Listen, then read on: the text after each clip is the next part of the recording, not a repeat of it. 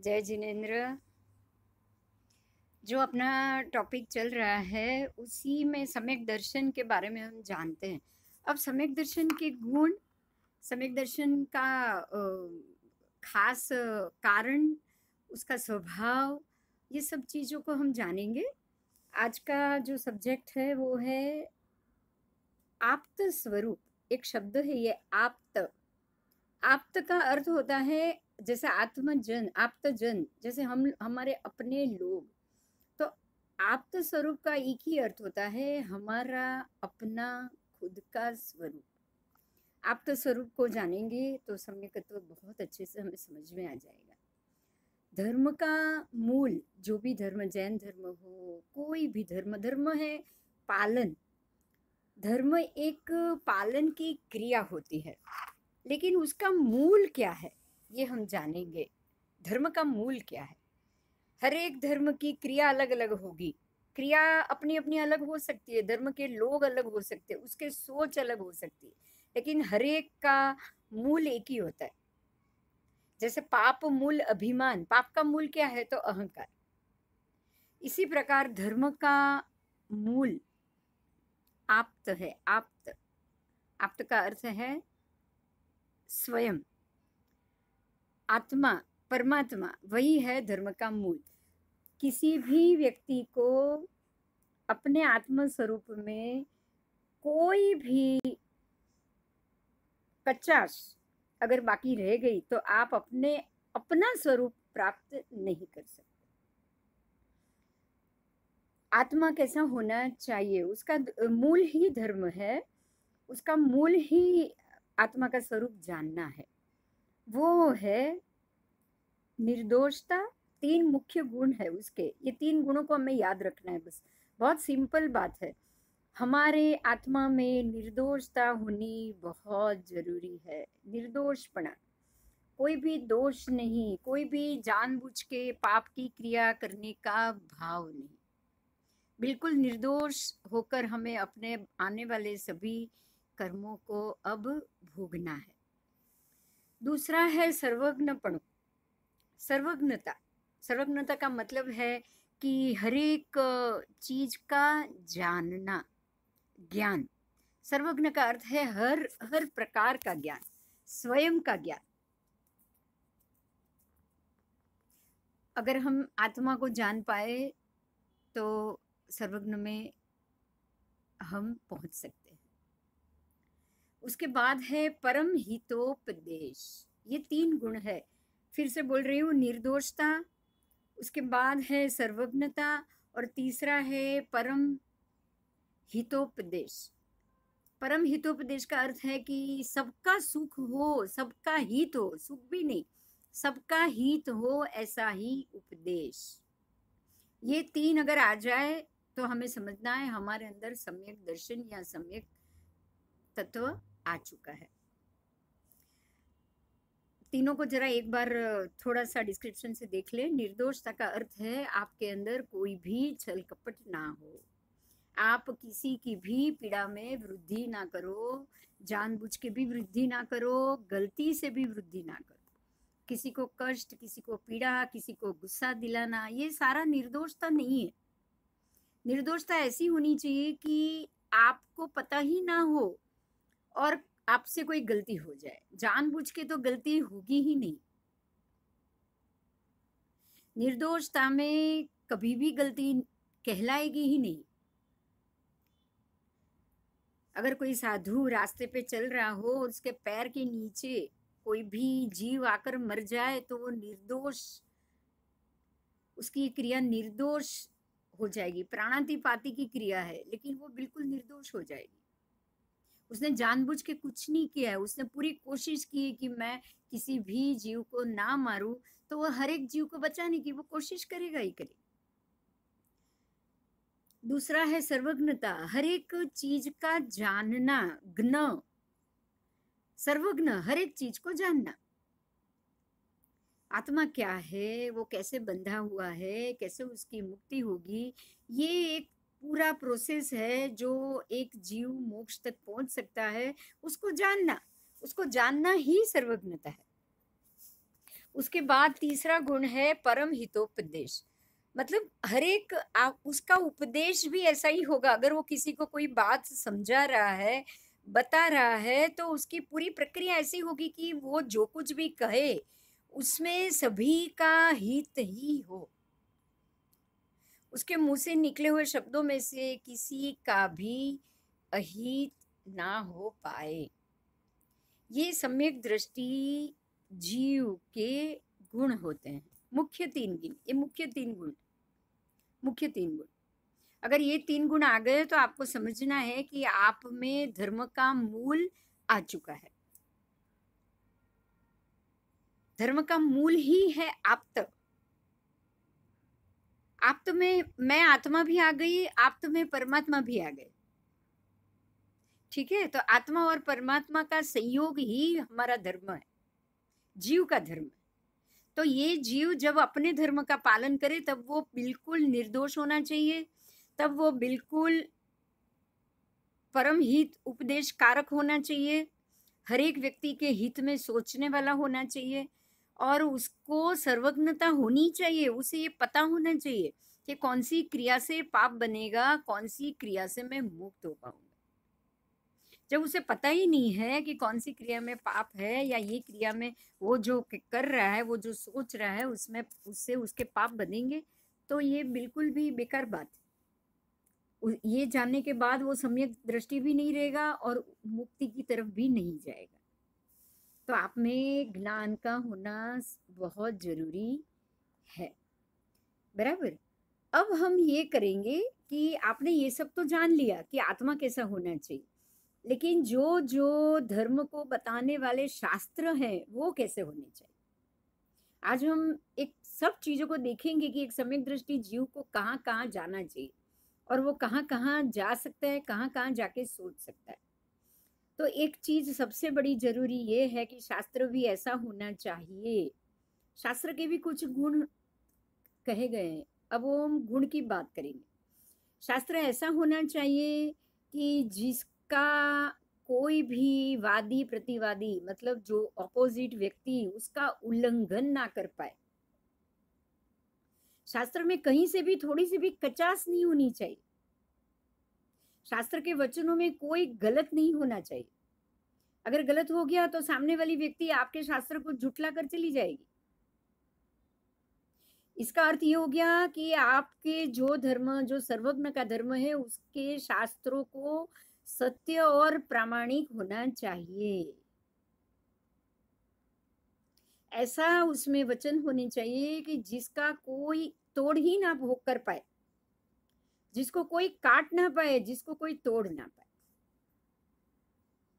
कोई वादी प्रतिवादी, मतलब चैलेंज करके कोई भी व्यक्ति, कोई भी दूसरे धर्म की व्यक्ति इस बात को या इस आपके धर्म के, इस सत्य धर्म के शास्त्र को चैलेंज ही ना कर पाए, उसको गलत साबित ही ना कर पाए।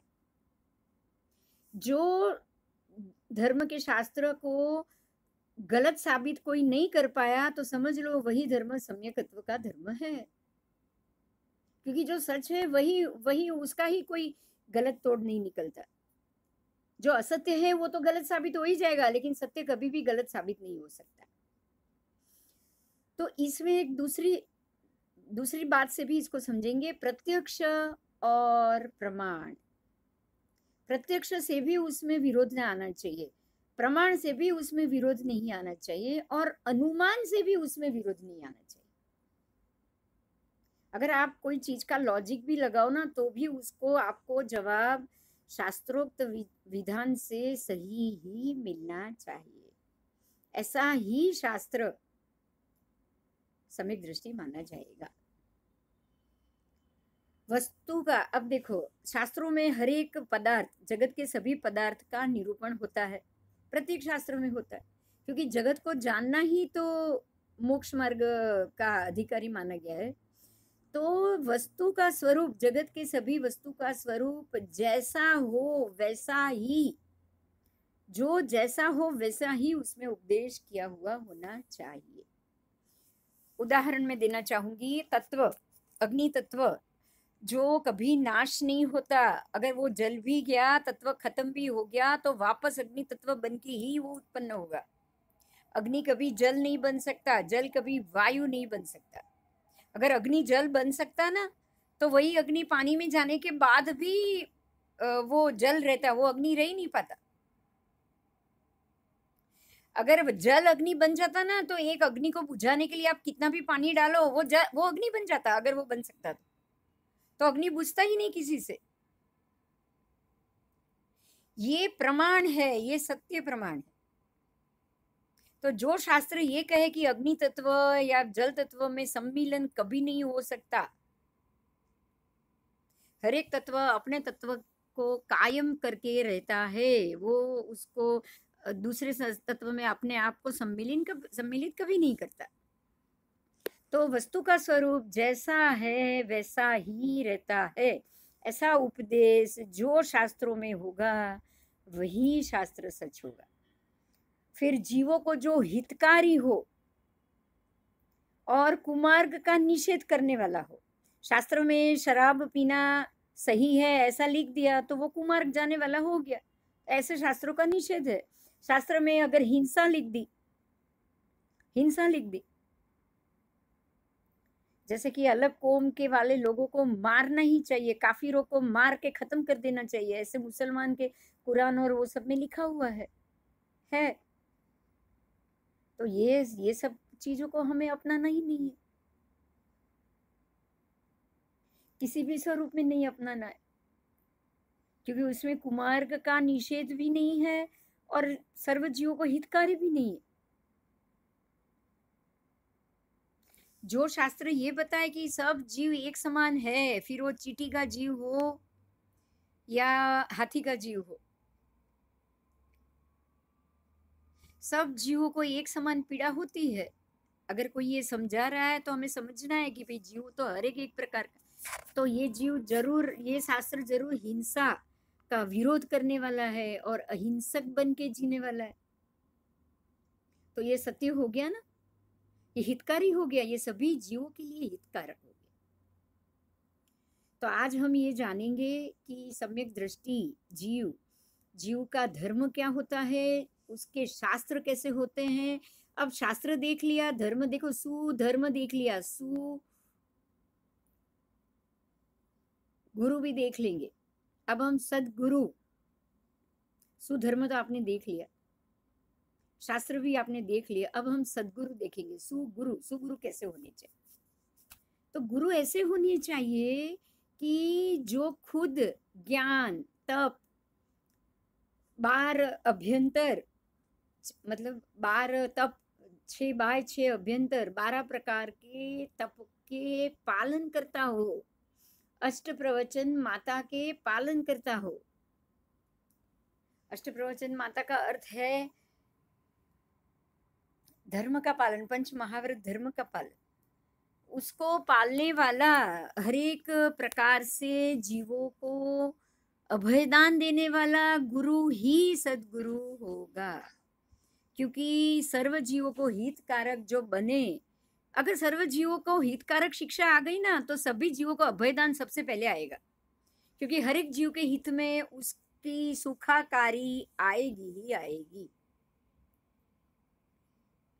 सर्व जीव के लिए हितकारक उपदेश, हितकारक बनने वाला, इसका अर्थ ये हो गया कि ये सर्व जीवों को अभयदान देने वाला है। उसके लिए किसी प्राणी का वध करना जरूरी है ही नहीं, वो उसका विरोध कर रहा है। वनस्पति को भी वो जीव मान रहा है, ऐसा शास्त्र। तो ये हमारे लिए एक बहुत अच्छी साइन है कि ऐसे शास्त्रों को मानने वाले, ये सत शास्त्र है, सत्यार्थ शास्त्र जो हमने आगम के बारे में या आगे के बारे में जाना ना, कि ये ऐसे शास्त्र होने चाहिए कि जो जैसी वस्तु है वैसी ही उसको बताए और सर्व जीवों के हितकारक उपदेश दे तथा कुमार्ग का निषेध करने का उपदेश दे। हर एक में आपको 3-3 गुण मिल रहे हैं। ऐसे शास्त्रों को सत्यार्थ शास्त्र कहा जाएगा। आगम ऐसे ही है, आगम में सभी जीव, आप स्वयं का भी उपकारी बनो आपके आत्मा का भी उपकार करो और बाकी आसपास के सभी जीवों को हितकारक उपकार करने वाले बनो। तो ऐसे शास्त्रों को बोलने वाला, उसको पालन करने वाले सद्गुरु हुए। ये शास्त्र बताने वाला कौन है? वितराग परमात्मा जो कह गए, उनके शब्दों को शास्त्रों में डालने वाला और हम तक पहुंचाने वाले सद्गुरु है। तो सद्गुरु के स्वरूप कैसा होना चाहिए?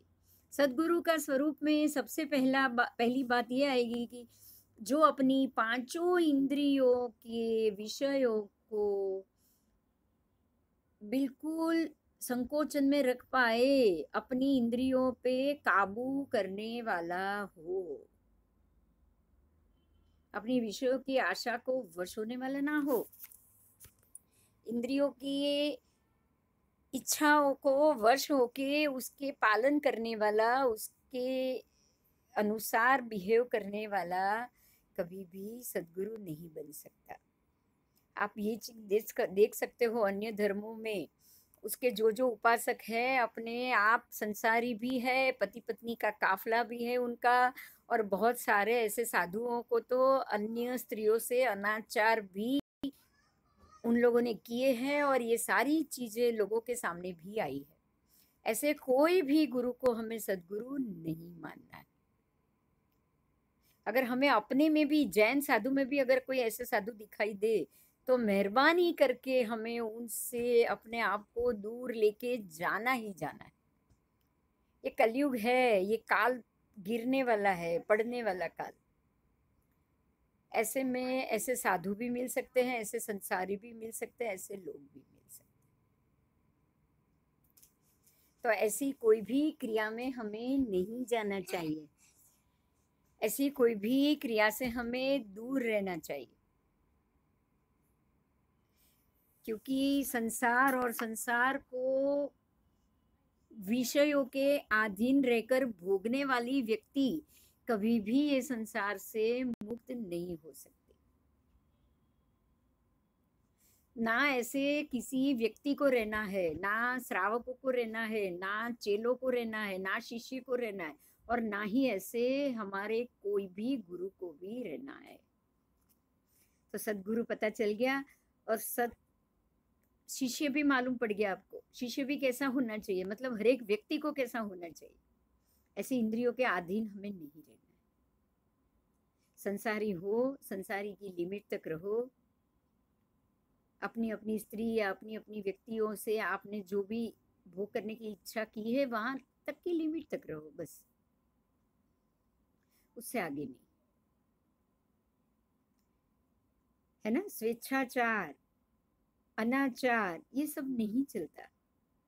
5 इंद्रियों के विषयों की इच्छाओं को सरेंडर करने वाली व्यक्ति भोगी और कामी ही बन सकती है, सन्यासी नहीं बन सकती, वैरागी नहीं बन सकती। जब तक ये भाव आपके अंदर, खुद के अंदर है, तब तक तो साधुपणे में जाना भी बेकार है। उसके अलावा ध्यान, ज्ञान तथा तप में जिनकी जिनकी आसक्ति हो, है ना।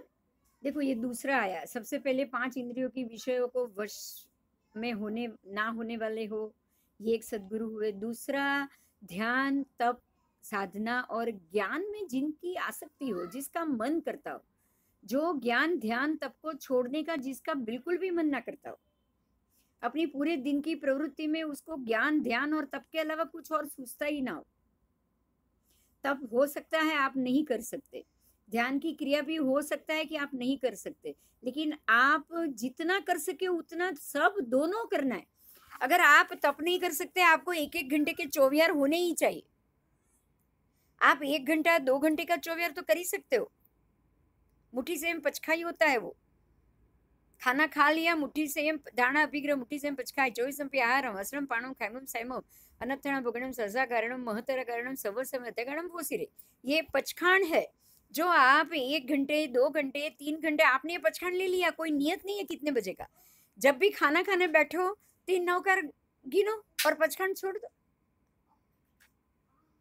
सिर्फ 3 नौकर गिनना है आपको, और लेने के वक्त जो मैंने अभी बोल दिया, मैंने जानबूझ के बोला है कि जो भी सुने वो ये पचखान करना चाहे कर सकता है। मैं चाहूंगी कि हर एक व्यक्ति, अगर आप तप नहीं कर सकते, आप चौविहार नहीं कर सकते, आपको ये पचखान में रहना ही चाहिए। रात को सोते वक्त आप कुछ खाने वाले नहीं हो, पचखान ले लो। पचखान लेने के बाद जब सुबह जब भी रात को भी खाने की जरूरत पड़ गई, 3 नौकर गिन सकते हो आप। ये पचखान उगे सूर्य सूर्य उगे का नहीं है। आप जब तक कुछ और दूसरा ना खाओ तब तक के पचखान ये भी होनी चाहिए। पचखान लिया है रात को सोने के वक्त, और अगर मृत्यु भी आ गई ना तो आप पचखान में ही जाओगे। आपके आहार की मर्यादा आ जाएगी अगले भोग में भी। तो ये विशेषण है एक। ध्यान, ज्ञान और तप। ध्यान भी एक माला गिनो, आप खाली 9 नौकर गिनो। सोते वक्त 7 नौकर गिनो, उठते वक्त 8 नौकर गिनो, बस। अब ज्यादा नहीं बैठ सकते, कोई बात नहीं, इतना तो कर ही सकते हो। सोते सोते भी कौशग होता है, ध्यान सोते सोते भी होता है। आपको सोते सोते कौशग में, मोक्ष में गए हुए बहुत से हमारे सिद्ध भगवंत है जो सोते सोते कौशग करते करते मोक्ष गए। आप रात को बैठ नहीं सकते, सोते सोते सोने के अंतिम क्षण तक आप नौकर गिनते रहो। ये आपका ध्यान हो जाएगा, क्योंकि आपका नौकर गिनते गिनते ही नींद आ गई आपको। मतलब आप जब सोए तब आपका ध्यान नौकर में ही था, आप गिन ही रहे थे। तो इसका फल ये होगा कि जब तक आप उठोगे नहीं, कुछ और सोचोगे नहीं, तब तक आपके मन में नौकर चालू ही रहेगा। इसको अजपा जाप बोला गया है। बहुत अच्छा फायदा है ये। ऐसे आप एक नौकर वाली पूरी नहीं गिनते, लेकिन सोते वक्त अगर सो गए ना और 6 घंटे तक दिमाग में नौकर चला ना, तो सोचो आपकी कम से कम 50 नौकर वाली हो जाएगी 6 घंटे में। इतना फायदा है इसमें। ऐसे ज्ञान, ध्यान और तप में आपका मन होना चाहिए। ज्ञान भी सच सुनने के आकांक्षी होने चाहिए। किसी ने कुछ भी कह दिया, पता है ये महात्मा अपने कोई भी विषय के आसक्ति में डूबे हुए हैं, ये कोई भी विषय पे काबू नहीं रखने वाले। ये किसी भी स्त्री, अगर स्त्री है तो पुरुष से उनके संबंध है, पुरुष है तो स्त्री से उनके संबंध, अगर आपको ये पता है और आप उनके पास से ज्ञान ले रहे हो, उस ज्ञान को आप स्वीकार कर रहे हो, ये गलत है। ये बिल्कुल गलत है। ये बिल्कुल गलत है। आपके अंदर सत्य को जानना, सत्य को पकड़ के रखने की तमन्ना, आकांक्षा भरी हुई होनी ही चाहिए। ये एक सच्चे शिष्य का स्वरूप है। और ऐसे ही गुरु भी होने चाहिए जो ध्यान, ज्ञान और तप में ही रहते हो और आपको भी उसकी ही प्रेरणा दे, आपको भी उसकी ही प्रेरणा दे। ये उसका दूसरा गुण हुआ। अब तीसरे गुण की बात करेंगे। त्रस, स्थावर, ऐसे कोई भी जीव के घात करने वाले कार्यों से दूर हो, जिसको अपने शास्त्र में 3 शब्दों के नाम से बोला गया है, आरंभ, समारंभ और संरंभ। आरंभ समारंभ से जो दूर है, जिसको जीव की हत्या का कोई कार्य नहीं करना है, जिसमें जीव की विराध ना हो, ऐसा कोई काम उनको नहीं करना है। ऐसे ही महात्मा को आप सद्गुरु जानेंगे। ये उनका तीसरा गुण है। अब हम चौथे गुण की बात करेंगे। जो अंतरंग, अंदरूनी और बाह्य सभी परिग्रहों से रहित हो। ये बहुत महत्व का है। कोई भी साधु या सन्यासी या वैरागी अपने साथ अपना जरूरत से ज्यादा कोई ज्यादा परिग्रह नहीं रख सकते। ये तो साधु की बात है, हमें भी धीरे धीरे आना पड़ेगा। हमें भी अपने कपड़ों को संक्षिप्त करना पड़ेगा। आप अभी भी कर सकते हो। जरूरी नहीं है आप 100 कपड़ों या 50 कपड़ों में रहो, आप 500 कपड़े का संक्षिप्त ले सकते हो। 500 से ज्यादा तो कपड़े आपके कोई कबाट या घर में आपके कमरे में भी नहीं आएंगे। आएंगे क्या? नहीं आएंगे। तो आप 500 कपड़े का संक्षिप्तीकरण भी ले लेंगे ना, तब भी आप अपने आप को एक नियम नियम लेने वाले श्रावक की श्रेणी में रखोगे। बार व्रतधारी श्रावक की श्रेणी में आप आ जाओगे अगर आपने 500 कपड़ों का भी नियम ले लिया तो। 500 से ज्यादा तो आप सच में नहीं रखने वाले हो, कोई नहीं रखता। आज कोई बड़ी रानी भी होगी या ये मोदी साहब जैसे प्रधानमंत्री भी होंगे ना, तब भी उनके पास 500 कपड़े नहीं होंगे।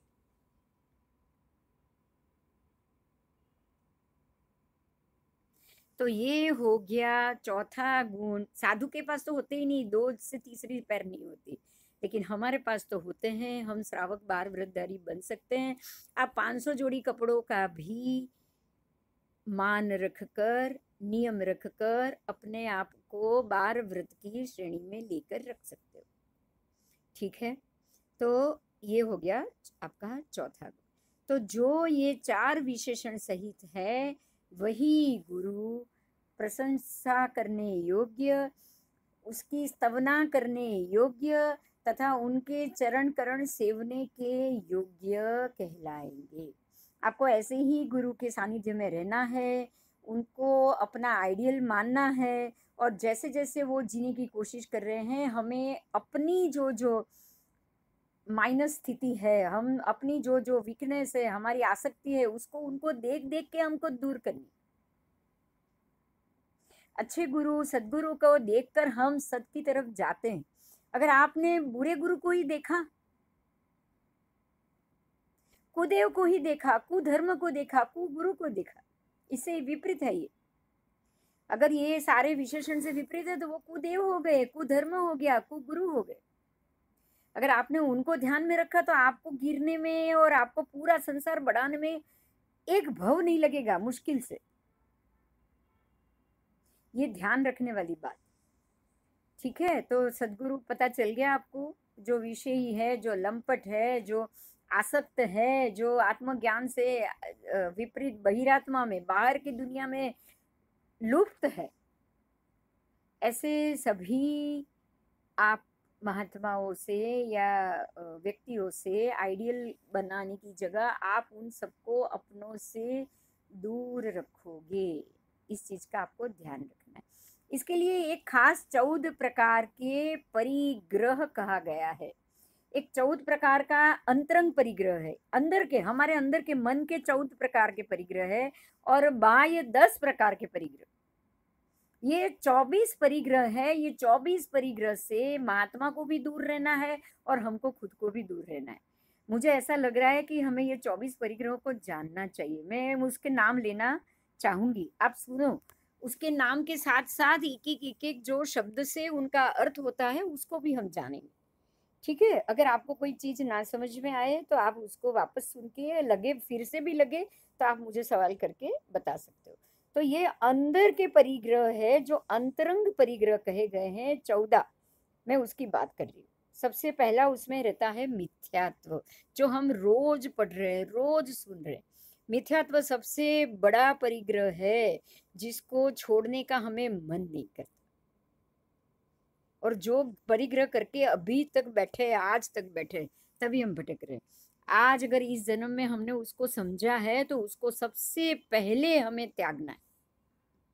ठीक है, मिथ्यात्व तो बहुत बार समझ चुके, फिर भी एक लाइन में समझा दूं। गलत चीज को गलत तरीके से समझने के बावजूद उसको स्वीकार करना, गलत सोच को अपनाना, गलत सोच को स्वीकार करना और गलत प्रकार से कर्म करना। जो सही नहीं है, जो झूठ है, उसको ही मानना और उसका ही स्वीकार करना मिथ्यात्व।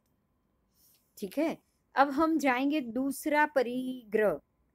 ये मानसिक है, मन से ही सोच, आप मन बुद्धि और विचार से ही ये परिग्रह बांधते हो। अब दूसरा आया वेद। वेद क्या है? तो स्त्री वेद, पुरुष वेद और नपुंसक वेद। ये तीनों आपके एक ही दूसरे परिचय में आ जाएगा। इसका अर्थ सीधा है, एक मैं अगर अभी स्त्री हूँ तो मैं किसी पुरुष की इच्छा करूँ।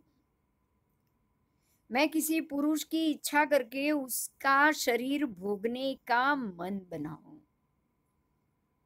ये भी मेरे मन से हो रहा है, मेरी बुद्धि से हो रहा है, मेरे विचार से हो रहा है। ये पूरा परिग्रह या परिग्रह, ये मेरा परिग्रह है। ये मेरे मन में मैंने इसको भर के रखा है कि मुझे किसी पुरुष के शरीर को भोगना है। अगर कोई पुरुष है तो वो स्त्री के बारे में सोचेगा, तो वो स्त्री वेद हो गया। पुरुष ये सोचेगा कि मुझे किसी स्त्री वेद को भोगना है। और पुरुष और स्त्री छोड़ो, पुरुष और स्त्री दोनों अगर ये सोचे कि हम किसी तीसरी व्यक्ति से या नपुंसकता से, कोई चीज से, कोई वस्तु से हम इस चीज को भोगे, तो ये नपुंसक वेद हो गया। मतलब ये है कि कोई भी व्यक्ति अगर नपुंसक है, उसको भी किसी वस्तु को भोगने का मन करता है।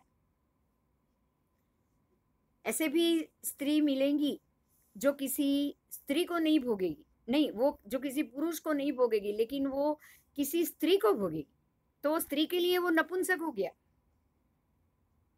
ऐसे पुरुष मिलेंगे, होमोसेक्सुअल आज के जमाने में तो बहुत मिलते हैं, जो किसी पुरुष से भोग करेंगे, वो पुरुष वेद नहीं आएंगे, वो नपुंसक वेद आएंगे। तो ये मात्र विषय सुख भोगने का ही परिग्रह है। जो भोगने की इच्छा मैं अपने दिल में, अपने दिमाग में, मन, बुद्धि और विचार में दबाकर बैठी हूँ, और जो मेरा शरीर भोगने का मन मांग रहा है, मेरा मन कर रहा है, ये मेरा मानसिक परिग्रह है। तो वेद का त्याग मुझे करना है। सबसे पहले मुझे इस वेद का त्याग करना है। ये मेरा अंतरंग परिग्रह हुआ। मेरे मन में ये भाव आना चाहिए कि मुझे कोई वेद की, किसी भी प्रकार की वेद से मेरे शरीर को भोगने की मेरे मन में इच्छा नहीं होनी चाहिए। ठीक है। अब उसके बाद आएगा राग। ये वेद तो समझ लिया, अब हम समझेंगे राग को। तो राग किसी भी वस्तु की इच्छा, किसी भी वस्तु के प्रति प्रेम। मुझे कपड़े बहुत अच्छे लगते हैं, नए नए कपड़े बहुत अच्छे लगते हैं, मुझे मेरा राग 500 कपड़े के अंदर रख देना है बस। 500 कपड़े से ज्यादा मुझे 501वां कपड़ा नहीं चाहिए। अगर मैं ये बाधा ले लूं तो मेरा राग कितना टूट गया सोचो। मैं 50,000 कपड़ा भी देखूंगी ना, क्योंकि मैं ये सोचूंगी कि मुझे 500 कपड़े से ज्यादा राग करना ही नहीं है। तो राग सीमित में आ जाएगा। तो हमारा राग हमारी लिमिटेशन से ही कटेगा।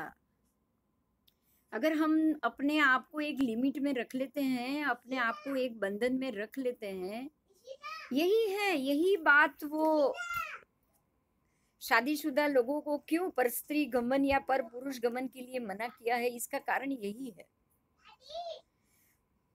एक व्यक्ति से अगर आप शादी करके रहते हो, तब आप एक लग्न की सप्तवेदी में चोरी में फरते वक्त एक नियम लेते हो।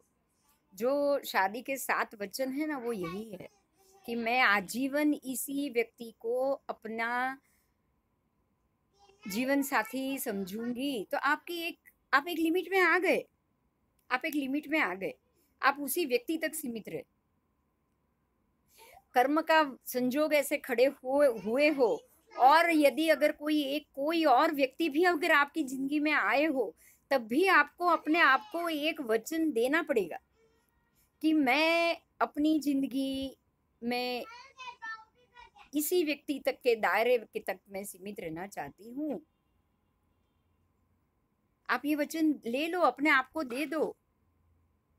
तो होगा क्या पता है, आपको किसी और व्यक्ति या और वेद का संबंध बांधने का राग ही नहीं होगा।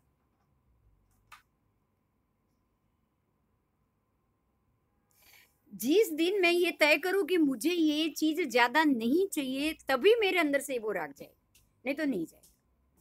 तो राग को हटाने के लिए किसी भी चीज के उपभोग को हमें बहुत ही छोटे दायरे में लेकर आना पड़ेगा। ठीक है, तो हर एक चीज के उपयोग में ही हमें काबू रखना पड़ेगा, उसको सीमित करना पड़ेगा, लिमिटेशंस में लाना पड़ेगा। उसके बाद है द्वेष। तो जैसे राग लिमिटेशन से आ जाएगा, द्वेष अपने आप आ जाएगा। द्वेष के लिए आप ये सोचो कि ऐसे बहुत से लोग हैं जिनके लिए, जिनके मन में किसी दूसरी व्यक्ति, तीसरी व्यक्ति, चौथी व्यक्ति से उनका लगाव बढ़ता रहता है। तो ये लगाव ही उसके लिए द्वेष का कारण बनेगा। क्योंकि अगर आज आप किसी एक व्यक्ति के साथ हो और अब आपको दूसरी व्यक्ति अच्छी लगने लगी है, तो नेचुरली आप वो अगली जो दूसरी व्यक्ति अच्छी लगी है ना, उसका राग ही आपको जो पहली व्यक्ति है ना उसके प्रति द्वेष ले जाएगा। जैसे जैसे नई नई चीज अच्छी लगने लगेगी, पुरानी चीज आपको नापसंद होती जाएगी। तो नई चीज का अच्छा लगना ही तो पुराने पे गुस्सा आता है। अगर नई अच्छी नहीं लगेगी ना, तो पुराने पे गुस्सा नहीं आएगा। तो राग और द्वेष दोनों साथ में चलते हैं। अगर राग है तो द्वेष है और है। उसके बाद है हास्य। हास्य का मतलब है हंसना। कहाँ पे हंसना है, कहाँ पे ज्यादा जोर से खड़खड़ाहट हंसना है, ये सारी चीजों आपको, ये सारी चीजें बिना बात, बिना कोई जैसे विषयों के प्रति का जोक्स, या कोई जैसे हम जानते हैं वल्गर बात करे, कोई कोई वल्गर जोक बताए और उसके ऊपर हम बिना बात के हम हंसते रहे। अगर कोई गिर गया है तो वो गिर गया, उसको चोट लगी, उसके ऊपर अगर हम हंसते रहे कि देखो ये पागल कैसे गिर गया, देख भी नहीं सकता है कि रास्ते में ये गिरा हुआ पड़ा है, तेल गिरा हुआ पड़ा और ये लपस कर गिर गया, आप हंसोगे। ये सारी चीज क्या होगी? पहले तो आपकी नासमझी जाहिर हो जाएगी। सबसे पहले ये हंसने से आपकी नासमझी जाहिर हो जाएगी कि आप बिल्कुल समझदार नहीं हो, ऐसे मामले में भी हंसते हो। किसी को तकलीफ में देखकर हंसना, ये तो बहुत गलत बात है। और नॉर्मल हंसना, सिर्फ स्माइल, पता है हम शुरू में ध्यान में बोलते थे मुस्कान, मंद मंद मुस्कान, ये तो आपको 24 घंटे आपके चेहरे पे होनी चाहिए। ये तो होनी ही चाहिए, क्योंकि ये हास्य ही आपको परम सुख की अनुभूति दे रहा है। जो इंसान परम सुख के अंदर है उसके चेहरे पे हास्य होगा ही होगा। परमात्मा की प्रतिमा जी हम देखते हैं ना, कभी आपको रोती हुई दिखती है क्या? गुस्से में दिख रही है ना? देव देवी परमात्मा सब मंद मंद मुस्कान, उसको मंद मंद मुस्कान, उसको हास्य नहीं बोला है। ठीक है, तो हमारे चेहरे पे भी ऐसी ही मुस्कान होनी चाहिए कि आपका चेहरा देखकर सामने वाली व्यक्ति की पीड़ा आधी हो जाए।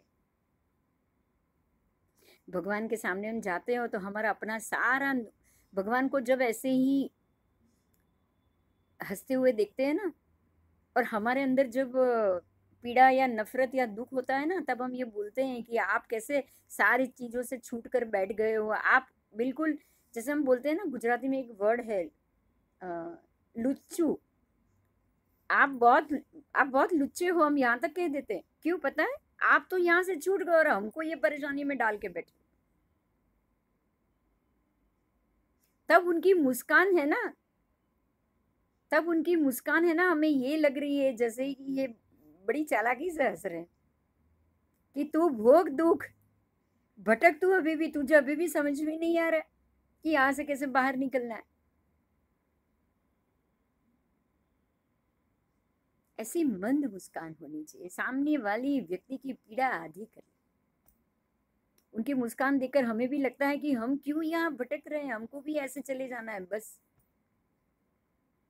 ठीक है, वो मुस्कान ऐसी होनी चाहिए सामने वाला खींच के आ जाए आपके पास।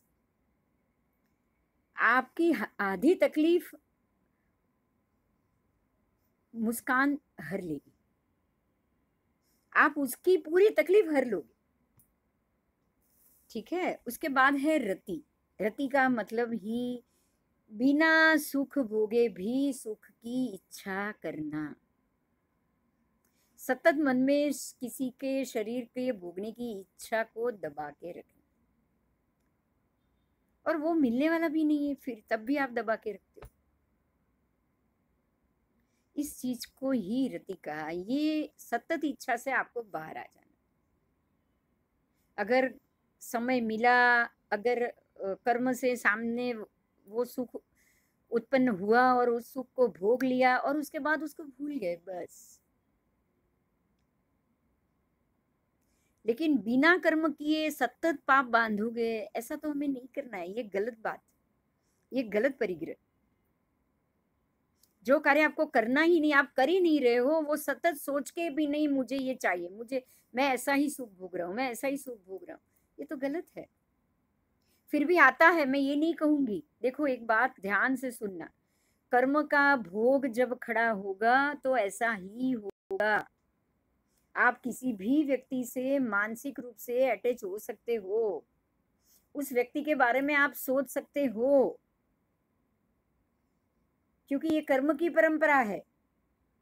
आपको ऐसा ही सुख भोगना है, आपको शारीरिक सुख नहीं भोगना है, आपको किसी व्यक्ति से मानसिक ही सुख भोगना है। आपको शारीरिक सुख भोगने को मिलने वाला ही नहीं।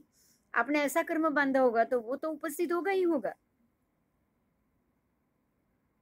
दोनों प्रकार का हो सकता है, किसी से शारीरिक सुख भोगना है तो वो भी उपस्थित हो सकता है, किसी से मानसिक भोगना है वो भी उपस्थित हो सकता है। लेकिन आपके अंदर कर्म का उद्भव हुआ है, उसको निकाचित है, दिमाग में बात आएगी ही, लेकिन आने के बाद भी मन में ये भाव रखना है कि मेरी मजबूरी है कि मेरे मन में ये भाव आ रहे हैं, मैं इसको नहीं निकाल पाती हूँ। लेकिन भगवान मुझे ये सुख से बाहर रहना है। जो कर्म उपस्थित हुआ वो शांति से निपट जाए और मेरे मन में अब दोबारा ऐसा कोई कर्म नहीं बांधना है, ये बात आपके दिमाग में होनी चाहिए। आप ये सोचोगे कि इस बार ये कर्म भोगने के लिए मेरे सामने आया है, मैंने बांधा होगा इसलिए आया है, ये शांति से निपट जाए, लेकिन ऐसा ही प्रकार का दूसरा कर्म भविष्य में भी मैं बांधना नहीं चाहती हूँ। अगर सम्यक दृष्टि हो और ये कर्म भोगने को आया है तो समझ लो कि ये टल जाएगा। भोगना भी पड़े तो भोग के खत्म कर लोगे, नहीं तो वापस वही परंपरा, फिर से बांधो, फिर से छोड़ो, फिर से बांधो, फिर से छोड़ो। ये नहीं करना है, ठीक है। उसके बाद अरति, अरति का मतलब बिल्कुल रति की इच्छा ना करना। ये चीज को हमें समझना पड़ेगा। रति को तो आप पाप समझ सकते हो, अरति को भी पाप समझे, अरति को भी परिग्रह समझे। आपको अरति भी नहीं करनी, मतलब किसी भी चीज की दुगंछा भी नहीं करनी। कर्मवश आपको कोई व्यक्ति मिली है, उस व्यक्ति से आपका शादीशुदा जीवन शुरू हुआ है, उस व्यक्ति के प्रति बिल्कुल भी अरुचि या अरति भी आपको उत्पन्न नहीं करनी है। मतलब ये हो गया मेरा कि जो कर्म भुगतान में चल रहा है, वो कर्म भुगतते वक्त वो व्यक्ति पे राग या द्वेष आपका नहीं होना चाहिए। उस व्यक्ति पे सतत द्वेष करोगे कि कहाँ मेरे नसीब में ये आ गया, आप वो द्वेष भोगते जाओगे तो उसके प्रति अरति मन में खड़ी रहेगी। अरति का मतलब ही है कि मुझे ये व्यक्ति से छुटकारा चाहिए, मुझे ये वस्तु से छुटकारा चाहिए। ना मुझे ये व्यक्ति पसंद है, ना मुझे ये वस्तु पसंद है, ना मुझे ये रीत पसंद। यही तो है अरति। किसी चीज को ना पसंद करना भी तो नहीं है, आपके कर्म में है। आपको कोई अधिकार नहीं है, आप उसको पसंद करो या ना करो।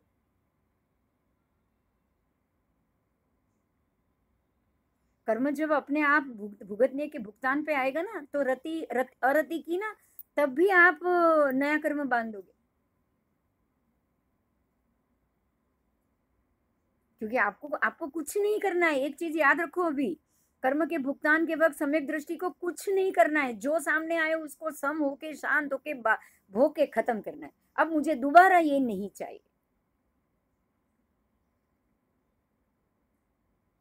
दोबारा नहीं चाहिए ये मांग सकते हो, लेकिन वो कर्म भोगते वक्त वो व्यक्ति या वस्तु के ऊपर गुस्सा करना, परिस्थिति पे गुस्सा करना, ये अलाउ नहीं।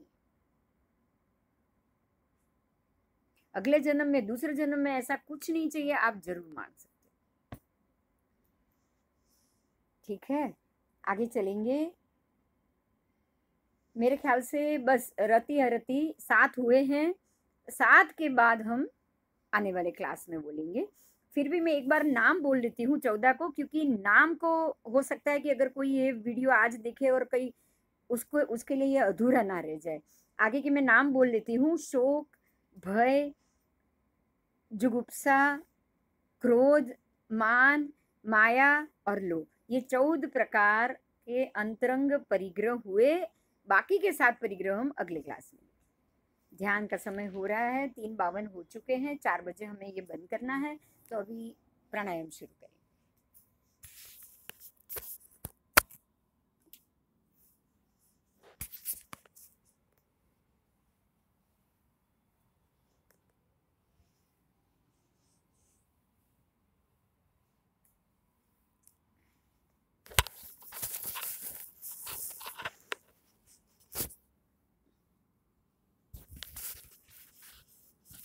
प्राणायाम शुरू करो, सांस भरो।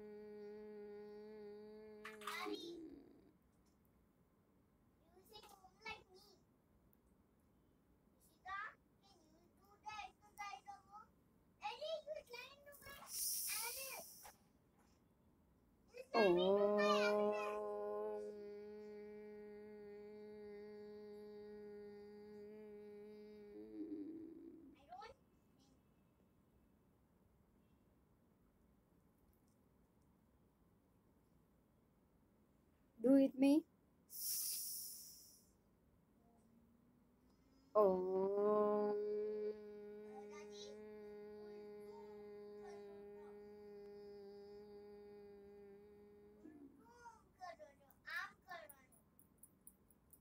અહીંયા આવીને કરવાનું, અહીંયા દાદીની બાજુમાં.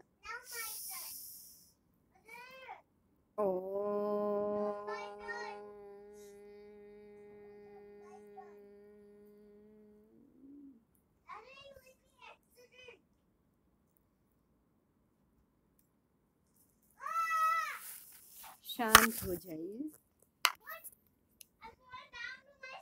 बिल्कुल शांत, ध्यान में चले जाओ।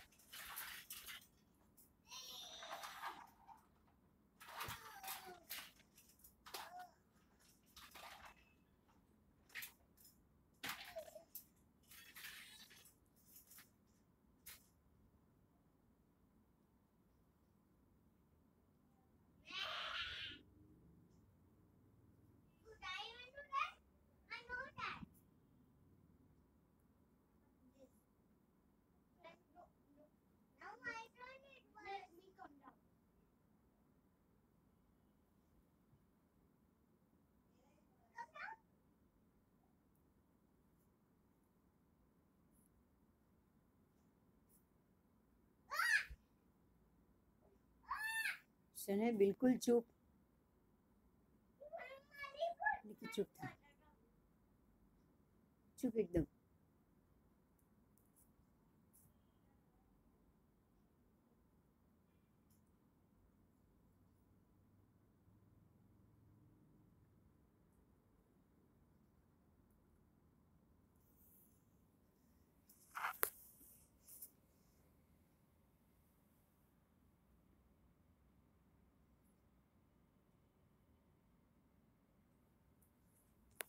प्राणायाम करेंगे, अनुलोम विलोम।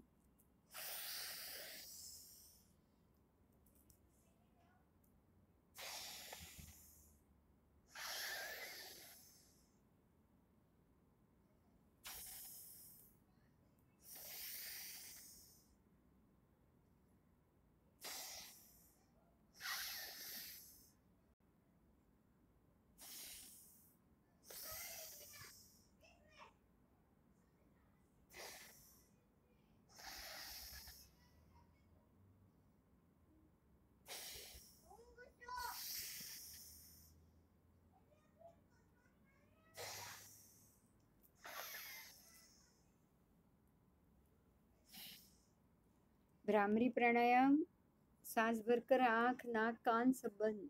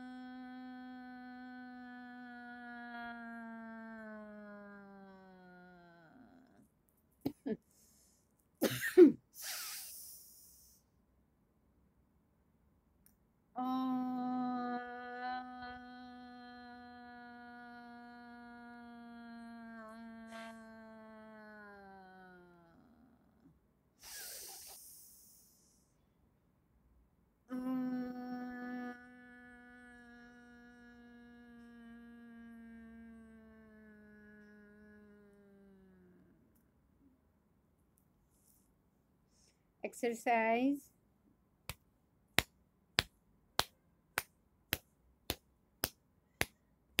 जितना हो सके एक्सरसाइज ये रोज चालू रखो। ये अभी के समय के लिए बहुत जरूरी है। प्राणायाम और एक्सरसाइज आपको रोज करनी।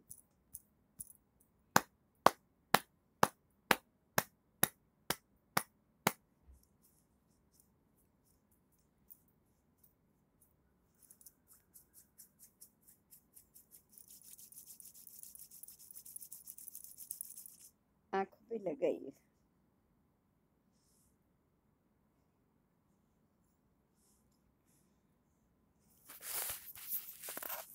हरिओम। अनम्यूट कर दो।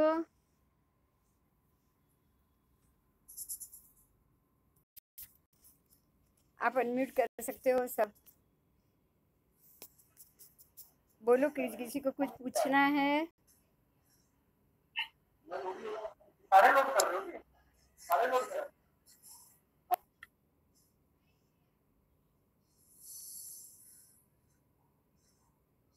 हाँ, ના કોઈ પ્રશ્ન નથી આજે. નથી ને? ઓકે, સમજાયું છે ને આજે? હા હા હા હા.